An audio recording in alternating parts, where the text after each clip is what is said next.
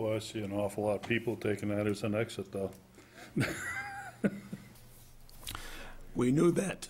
That's why we recommended not to.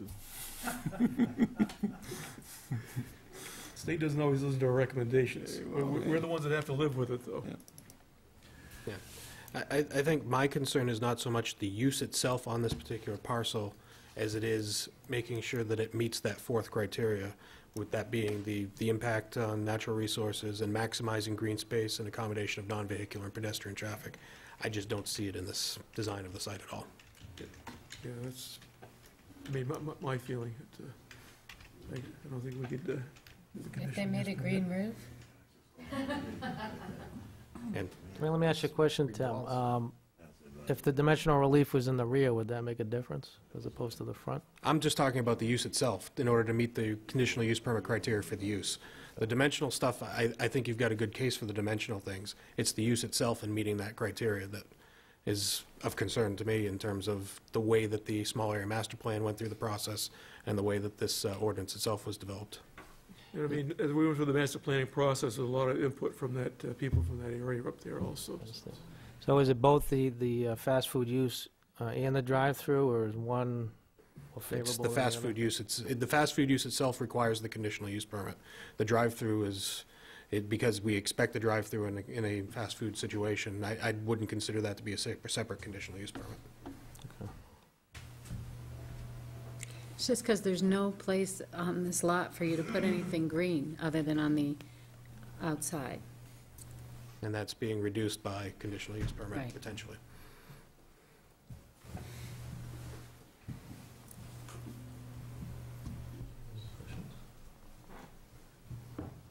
Dave, you got any questions?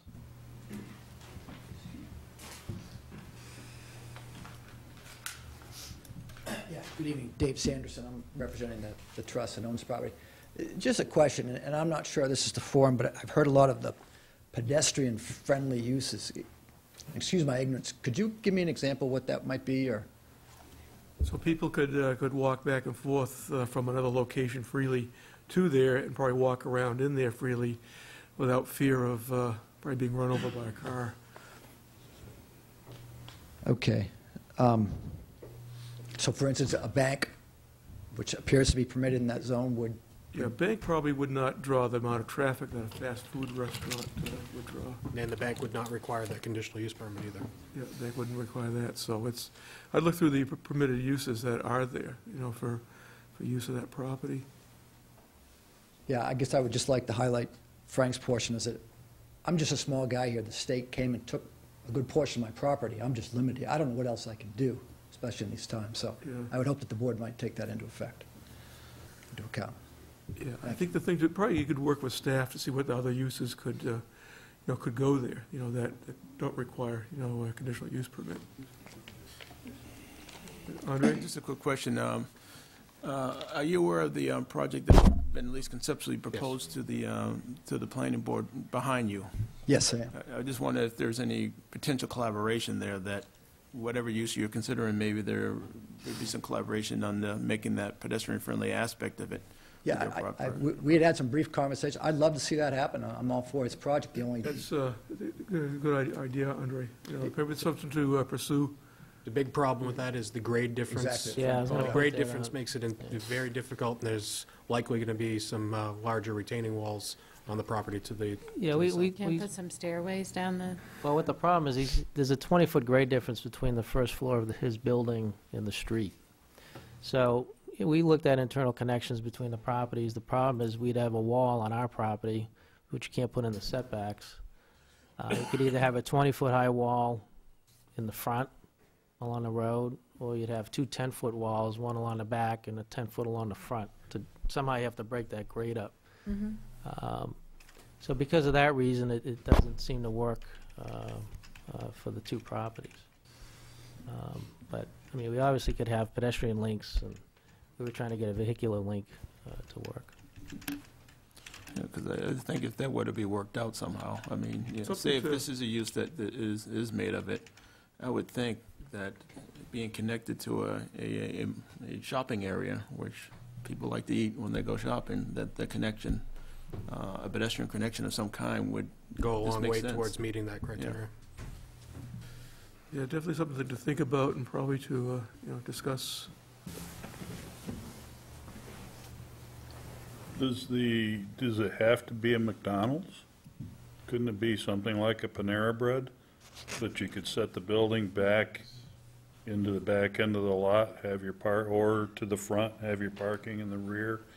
And they're not gonna draw the same amount of traffic. I tend to Generally, disagree. people come in, they're gonna eat, or just come in, get their sandwich and go. Personally, I don't like drive-throughs. You know, they're a traffic generator. And, you know, considering the potential, the development along with the Vista Ridge Apartments and stuff, I would think that would be much more conducive to pedestrian traffic than a McDonald's. I could be wrong, but, you know. Just, if I could just interject, only because I'm kind of familiar with that industry, you should know that Panera Bread is about a 4,000 square foot building. They need 50 parking spaces, and they're actually looking to do drive-through these days as well. So it's Yeah, a Mr. function of the Chairman, times, it's unfortunate. I think we're trying to design on the fly, and we're not qualified. I'm just limited. I have such a small site now after the state took it. I'm hampered. I don't think, sorry, Yeah, it's all right, Laura. No, I understand that you may have to find something that takes a small amount of space, but at least from my perspective, it's not the setbacks. I understand if the state took a bunch of the front of your property and you need us to consider, something that allows you some freedom up there, I think, like Tim said, that's reasonable, and we'd talk about that. I don't think that's it. It's the combination of things and a little bit of the history with all of the workshops that we had on what people wanted to happen up here and how it should kind of look. And so it's the combination of all those things, and that's why it ends up being a variance to get the fast food in there. So I know we can't design who comes or specify who occupies the building, but just a slightly less traffic-intensive use would make it much more feasible. It's not C2 anymore. yeah. Sorry. So I think, like, working with the other developer there, I think working with staff, maybe, generate some ideas. Okay. All right, thank you very much for your time. Okay, thank you. We'll take a 5-minute break, and then we'll get to our feature entertainment tonight. That'll